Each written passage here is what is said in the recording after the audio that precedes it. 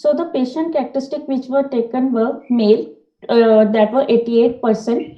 Other characteristic was diffuse large B-cell lymphoma, that histology, that is 85%. Prior auto HCT, that was 15%, and disease bulk mostly was nodal was taken. And pre-treatment site 6 were taken.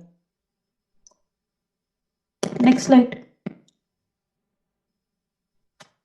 This is the graph showing disease-free survival in the patient who progressed on the CAR-T. 3-month disease-free survival was 34%, whereas 6-month disease-free survival was only 3.8%.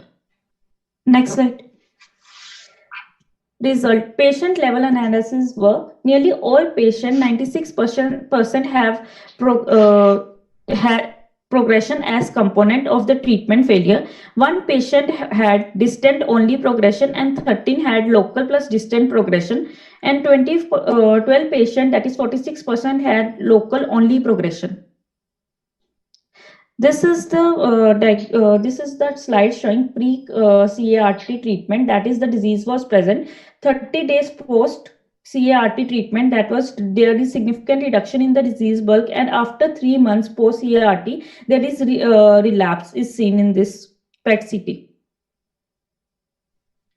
The disease site analysis characteristic of all the pre-treatment lesions are location, nodal versus extranodal, size, metabolic volume, metabolic activity, that is standard uptake value, cluster of the disease, that is matid node, and presence of the necrosis. This is the diagram showing the disease bulk, which is bilateral axillary lymph node are there.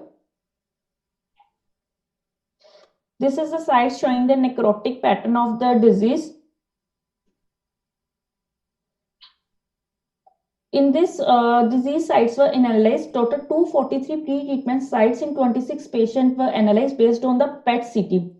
Complete metabolic response was seen in 37.4, partial in 14.4, and stable disease in 0.8, and progressive was seen in 47.3.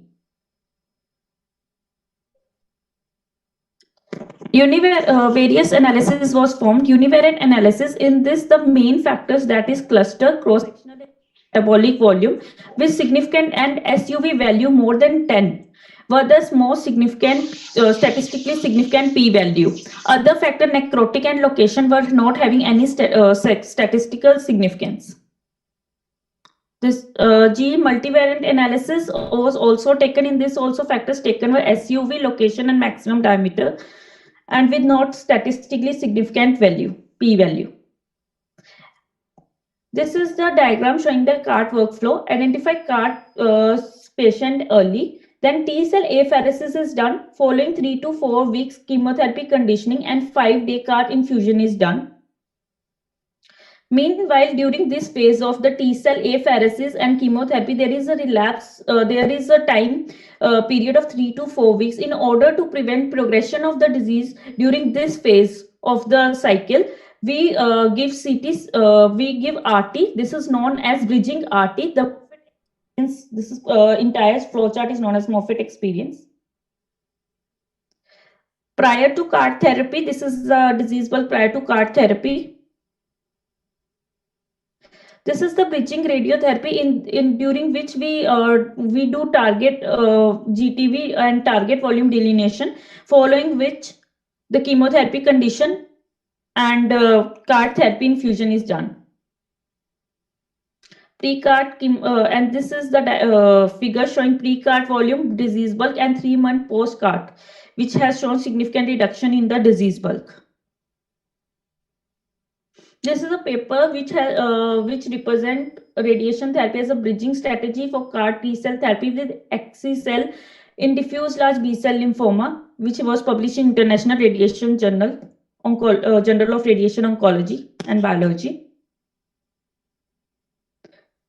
The question which have arisen are RTR optimal sequence, optimal dose, and fractionation and potential synergy, which are yet to be evaluated by the study. Limitations of the study were selection bias, and do this principle apply as CAR-T advances to earlier stages?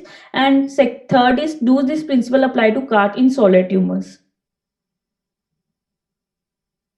Conclusion: majority of the CART patients will develop progressive disease and tend to relapse early, involving at least one pre-treatment disease site. Potential improvement of CART outcomes with addition of the local treatment such as involved site RT to high-risk patient sites are large hypermetabolic, clustered, and necrotic. Radiotherapy has been shown to be a safe bridging strategy. Thank you.